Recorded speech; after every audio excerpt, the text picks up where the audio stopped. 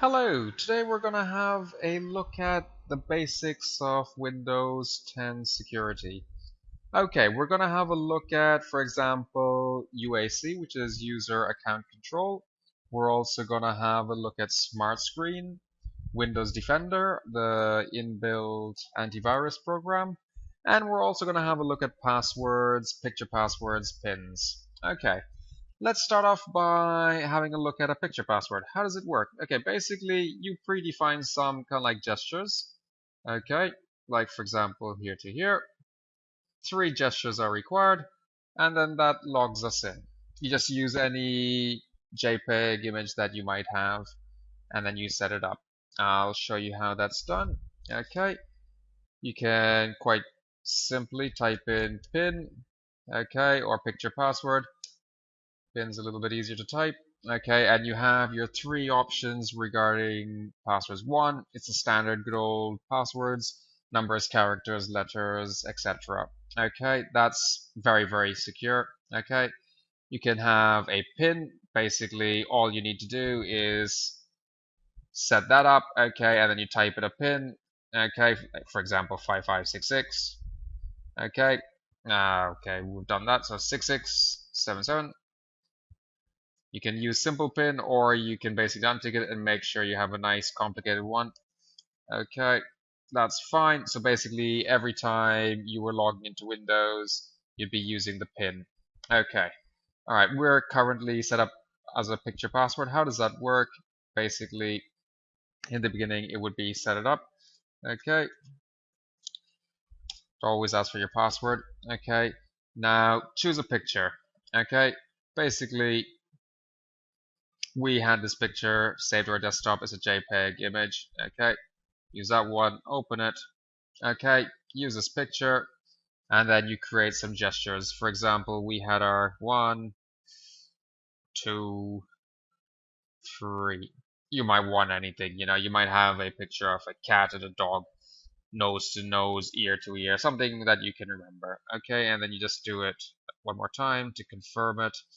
Okay, it doesn't have to be 100% precise where you are clicking, it just needs to be roughly fairly similar, and then it'll accept it.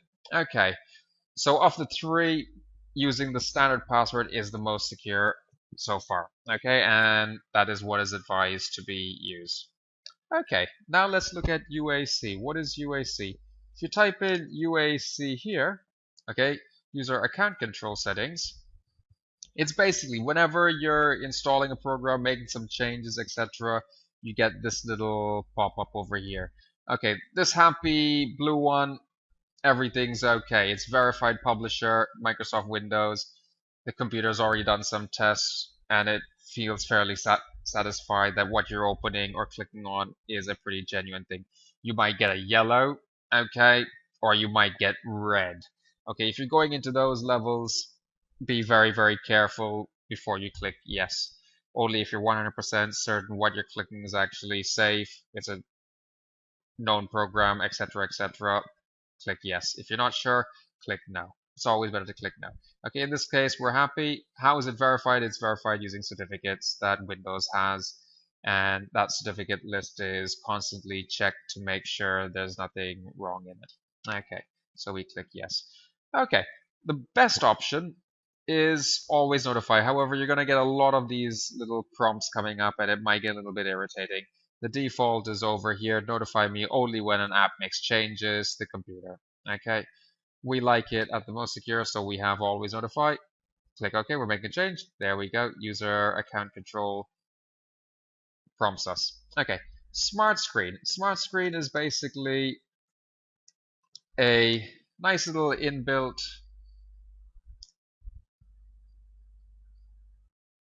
system where whenever we're trying to install a program, run a program, okay, it does a little test against Windows' own, Microsoft's own, shall we say, database, kind of like it's almost like a rating system of programs, okay, that are safe, not safe, etc. So whenever we're clicking on a program, it checks to see if it's a safe one or whatever. Okay, Smart Screen settings, always have it, okay.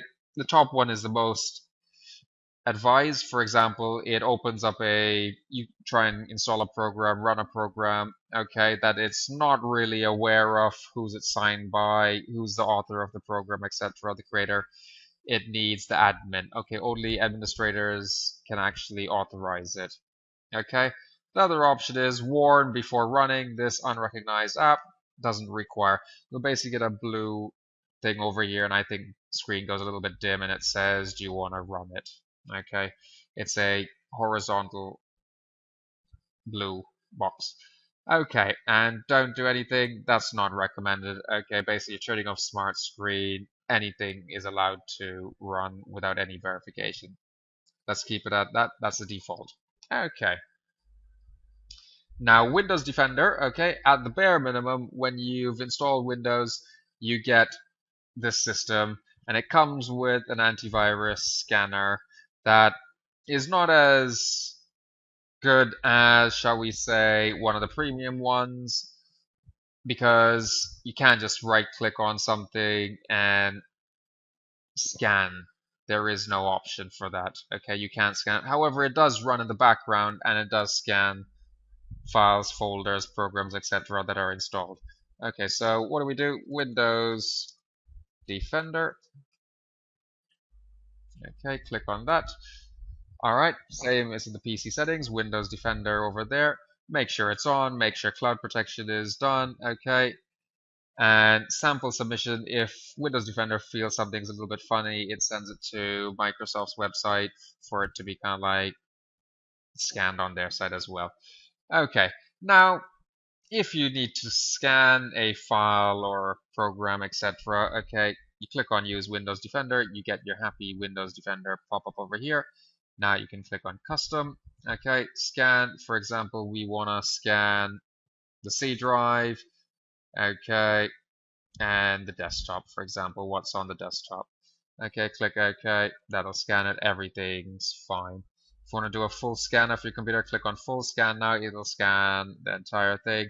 Quick, it scans a reduced amount of files and programs.